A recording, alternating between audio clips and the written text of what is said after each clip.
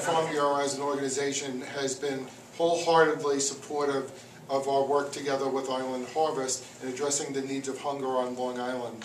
And it's amazing to us how many, not thousands, but tens of thousands of families, particularly children, are underserved. So we have an obligation to be part of this community and address the issue. Great. I'm sorry. You did, almost did. Island Harvest is proud to partner with the Long Island Farm Bureau and all of the farmers across Long Island who really care about the community and want to give back. The farmers on Long Island feel very passionate about the product that they grow, and that passion is only shared by the passion we have to help feed people who are all across Long Island and all across the state who are in need. Wow. Lyle Wells, Long Island farmer, also a donor to Island Harvest. The donations through Island Harvest this past year were almost 1 million pounds on Long Island alone. With the incentive of a tax deduction on the federal level, we believe that that donation could easily go to probably 4 to 5 million pounds on Long Island alone. What's needed is federal legislation, which would give a tax credit to those who donate fresh produce into food banks and the food bank networks. Hi, I'm Johnny Ivers. I represent the Food Bank Association of New York State. I want to thank the Farm Bureau and Long Island Farm Bureau and Island Harvest, our host here today, to announce the news that the food banks of New York State received in donations 4.7 million pounds and counting, because we'll count it to the end of the calendar year, from all across the state to our food bank network. And this food represents locally grown, nutritious food that will go into the feeding systems in New York State to make sure that the 3 million or so people that we feed and take care of are benefited by New York farmers. So on behalf of all the food banks and those we serve, we're proud to be here today and thank you publicly. I'm Eric Holmes, the Vice President of New York Farm Bureau, and I would just like to thank everyone for being here today. And New York Farm Bureau is very proud to partner with our food bank partners. And it's just a win-win situation that farmers can be connected with the consumers that need the food the most. And it's just a great opportunity for everyone to fill a need that is so desperate in our society. Thank you. Long Island Young Farmers started working with Island Harvest in 2009, and we're excited to continue working with them in 2010 to help end hunger on Long Island.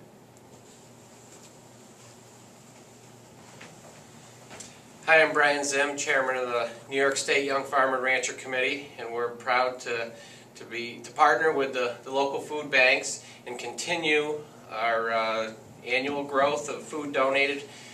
New York State has been a leader for the past 5 years, and it's a testament to the leadership and the connection we have with the food banks that we are able to donate close to 5 million pounds of food hopefully this year and continue to bring home our trophy for the most food donated in the country. The food that is collected by the food banks from across the state that goes to the food bank network, then in turn is distributed to the soup kitchens, shelters, emergency feeding programs around the state again, and that we estimate to be between 2.5 to 3 million people.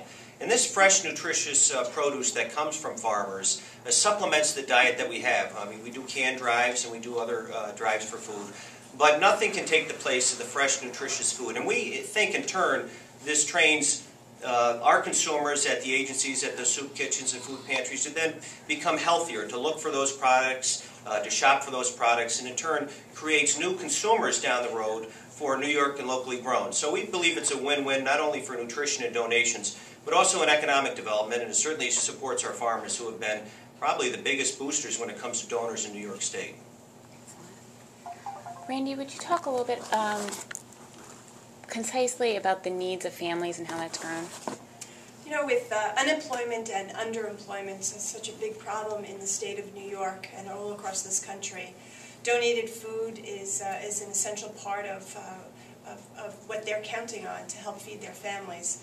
there are just so many people that are struggling to put food on the table for their families, and many parents who are skipping meals so that their children could eat.